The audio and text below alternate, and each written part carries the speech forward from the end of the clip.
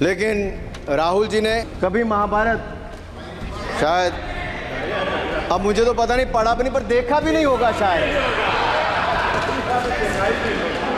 Sir मुझे लगता है अंकल सैम ने लिख कर दिया होगा, अंकल सोरोस ने लिख के दिया होगा, कहीं से पर्ची बनकर आई होगी।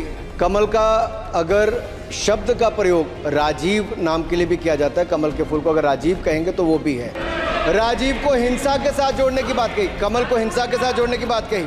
माँ लक्ष्मी का आसन भी कमल है, हमारा राष्ट्र पुष्प भी कमल है। आप कहते हैं कमल के चारों तरफ हिंसा है, आप कमल का अपमान नहीं कर रहे, आप बल्कि महायोगी भगवान शिव, भगवान बुद्ध और लोकमान्य तिलक जैसे महापुरुषों का अपमान कर रहे हैं। और मैं बताऊंगा शशि थरूर जी ने, शायद वही राहुल गांधी जी को बता दें या बताएंगे, नहीं तो मैं बता देता हूं कि आपने महाभारत और भारत के स्वतंत्रता संघर्ष को मिलाकर जो उपन्यास लिखा है उसके पात्र कौन कौन है, धृतराष्ट्र के रूप में किस नेता को दिखाया गया है, कौरव किस पार्टी को कहा गया है, प्रिय दुर्योधनी कौन है। जब राहुल जी को इसका पता चलेगा तो मुझे लगता है कहीं ना कहीं शशि थरूर जी पर कार्रवाई ना हो जाए।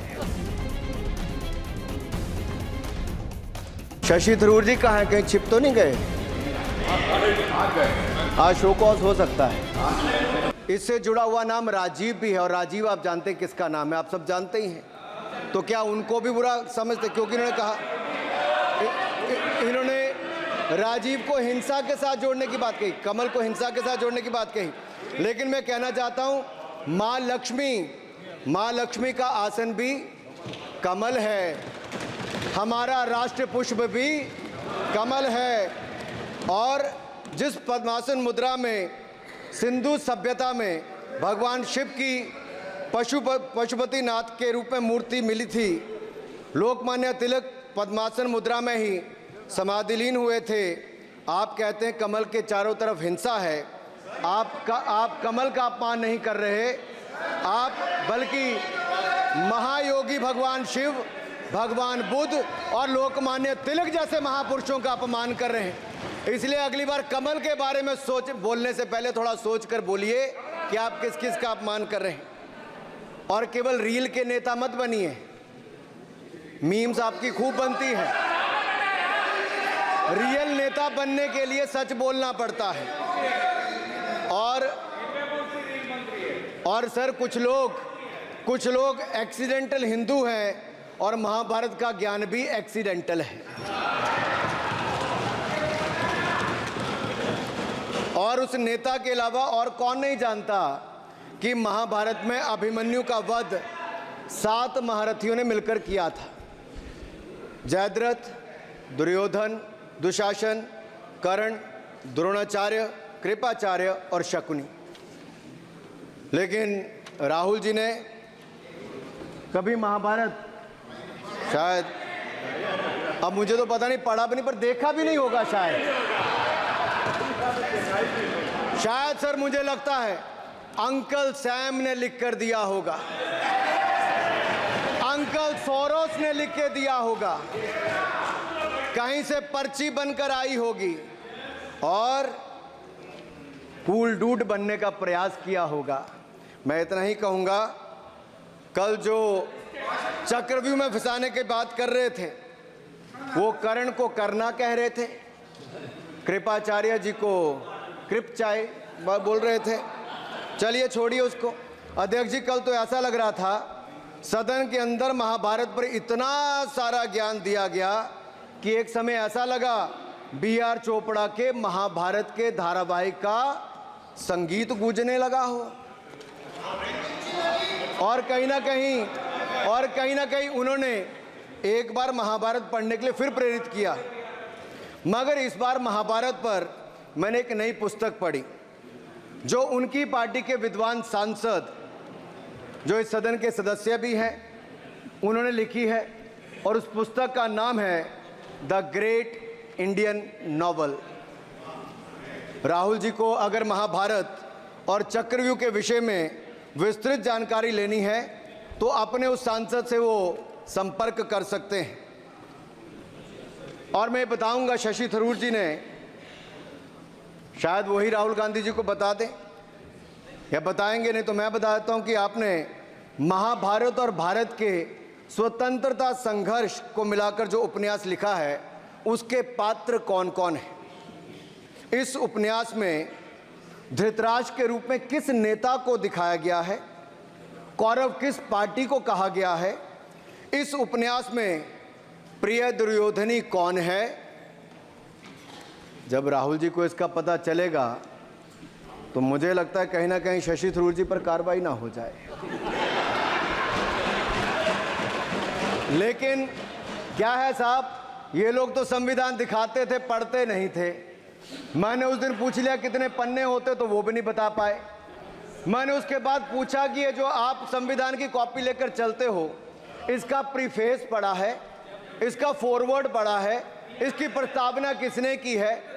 के वेणुगोपाल जो सॉलिसिटर जनरल इनकी सरकार के समय भी रहे होंगे, सीनियर एडवोकेट हैं, या गोपाल शंकर नारायण जो सीनियर एडवोकेट हैं, उन्होंने उसकी प्रस्तावना की थी और प्रस्तावना में लिखा था कि कैसा काला अध्याय वो इमरजेंसी का समय था। और ये संविधान जो डॉक्टर BR अम्बेडकर जी ने दिया, अगर ये नहीं दिया होता तो आम जनमानस को अपने अधिकारों का पता भी नहीं लगता। लेकिन इन्होंने तो उसको पढ़ा ही नहीं था, लेकिन केवल कॉपी दिखा रहे थे इतने दिनों से साहब। ऐसे ही महाभारत पर भी ऐसी हालत लग रही है। और मुझे लगता है, और नहीं तो गूगल दादा तो थे, इनसे पूछ लेते आप क्या करते हो साहब, साथ में कुछ बताया करो। सर इस उपन्यास के, माननीय सभापति जी, इस उपन्यास के मुताबिक जिस पार्टी के सर्वे सर्वा आप हैं, उस उपन्यास के वही कौरव पार्टी है। मैं अपनी तसल्ली के लिए कुछ पंक्तियों को यहां उद्धृत कर देता हूं। मैं कोट कर रहा हूं सर, पेज नंबर 245 से।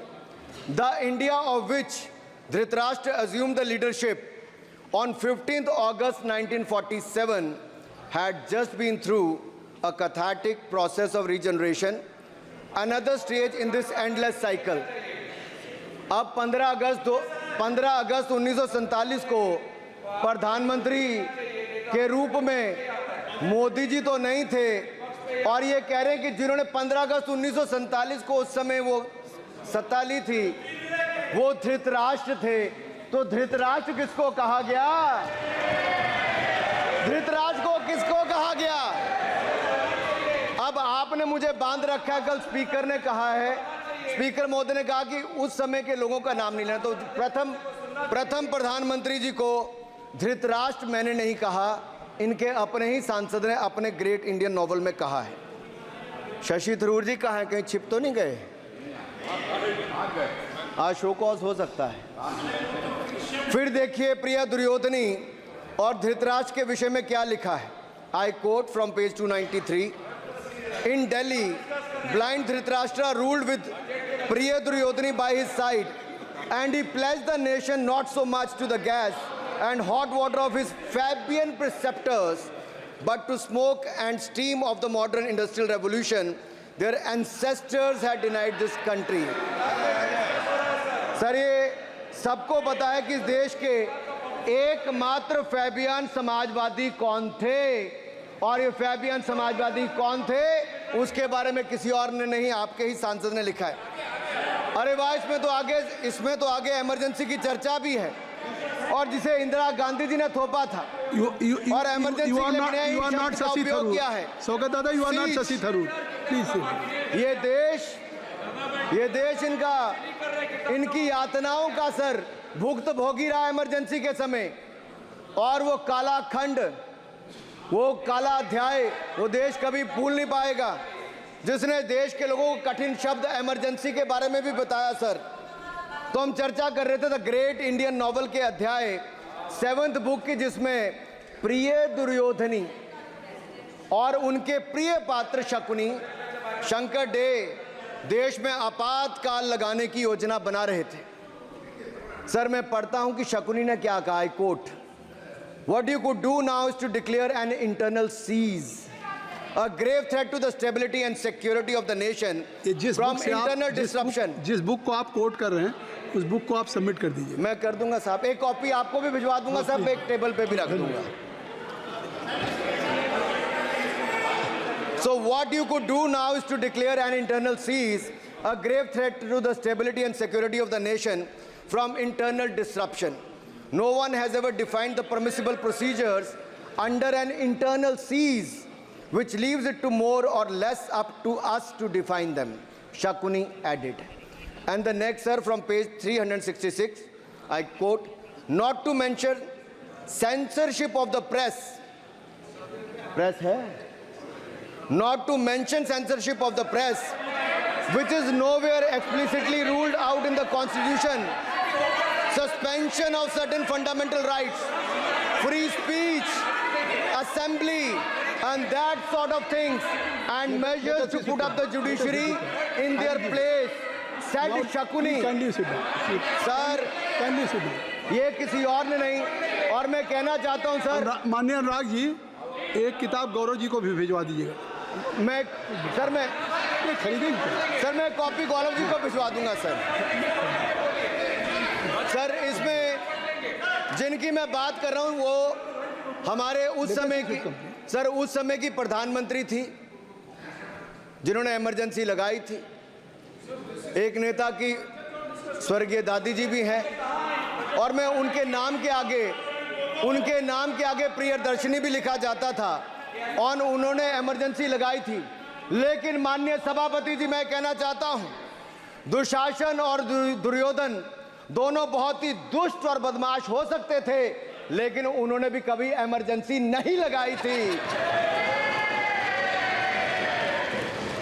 दुशासन और दुर्योधन दुष्ट भी हो सकते हैं, दुश्मन भी हो सकते हैं, बदमाश भी हो सकते हैं, लेकिन उन्होंने भी इमरजेंसी नहीं लगाई थी।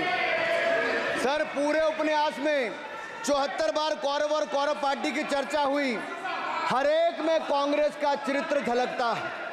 राहुल जी सदन में हजारों साल पूर्व हुए महाभारत की कहानी सुना रहे थे, मगर उनकी अपनी पार्टी के पढ़े लिखे एक विद्वान पूर्व मंत्री और सांसद आज के महाभारत की कहानी लिखते हुए बताते हैं कि कौन कौरव था, कौन शकुनी था, कौन धृतराष्ट्र था, कौन दुशासन था, कौन दुर्योधन था, कौन कर्ण था। जरूर पढ़िएगा, सबके किरदार उसी में मिलने वाले हैं।